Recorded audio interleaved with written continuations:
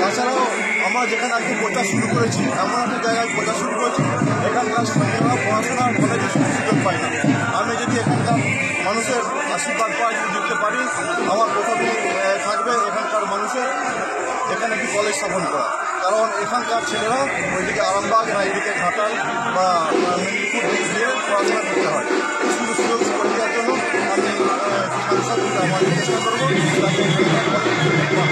তাছাড়াও এখানে লাইব্রেরির ব্যবস্থা খুবই খারাপ হয়েছে, যেখানে মশা মাছির মাধ্যমে বিভিন্ন ধরনের রোগ জ্বালা হয় এবং এই উপায়ে যে স্বাস্থ্যকেন্দ্রটি আছে স্বাস্থ্যকেন্দ্রটি খুব একটা পরিষেবা এখানকার মানুষ পায় না। যাতে পরিষেবা পায় তার জন্য আমরা চেষ্টা করবো।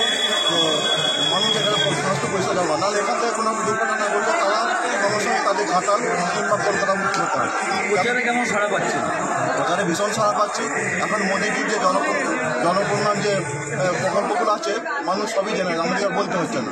মানুষ জেনে গেছে যে মোদী ছাড়া আমাদের দেশের সুরক্ষা বা রক্ষা করার আর কেউ নেই। অতএব মানুষ তার নিজের মাথার সাথে মোদীজিকে আবার দ্বিতীয়বার প্রধানমন্ত্রী হতে যাচ্ছেন এবং নিজেরা আশ্বস্ত হতে যাচ্ছেন যে মোদীজি আমাদের ঠিক আছে। এই জন্য মানুষ ভয় জমেছে। আমাদের সঙ্গে সব মানুষ সমস্ত দলের মানুষ এসে সহযোগিতা করছেন, পথ দেখাচ্ছেন। আমরা সেই যে আনন্দ পাচ্ছি, যে উৎসাহ পাচ্ছি, সেই উৎসবে আমাদের গরম মনে হচ্ছে না। নিজেকে আরও আনন্দিত এবং ভাগ্যবান মনে করছি যে যদি আমরা জিততে পারি, জিতে আমরা এনাদের জন্য কিছু করতে পারি। জয় হবে, কারণ মানুষ আছে আমাদের সামনে। জয় অবশ্যই হবে, জয় হবেই, মানে ব্যাপক ভোটে আমরা জয় করব। তৃণমূলের সাংসদ মানে প্রাক্তন সাংসদ অপূর্ব পোদ্দার টিকিট না পেয়ে একটা বিক্ষুব্ধ, এটা কি একটা বড় অ্যাডভান্টেজ হবে বিজেপির ক্ষেত্রে? অ্যাডভেঞ্চার কিছু নয়। দেখুন, অপূর্ব পোদ্দার দুটোটা সাংসদ ছিলেন। যদি তিনি কাজ করতেন ভালো করে তাহলে কিন্তু আবার বিজেপিকে পেতেন বা কিন্তু টিকিট পায় না মানে কি তিনি কাজ করেন না বলে ওনাকে সরিয়ে দিয়ে অন্য একটা মুখ দেখতে দিয়েছেন।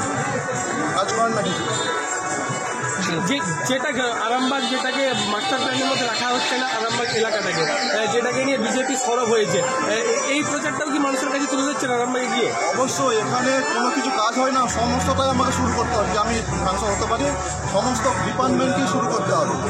এই যে আমাদের খানাকুল, বোঘাট এবং আরামবাগের কিছু অংশ বন্যা প্লাবিত হয়, তাদের জন্য কোনো কিছু তৎক্ষণাৎ ব্যবস্থা বা সুরক্ষা এটাও কিছু নেই। এর জন্য একটা মাস্টার প্ল্যান দরকার এবং এত অঞ্চল 7টা যে বিধানসভা আছে 7টা বিধানসভায় বিভিন্ন ধরনের সমস্যা আছে।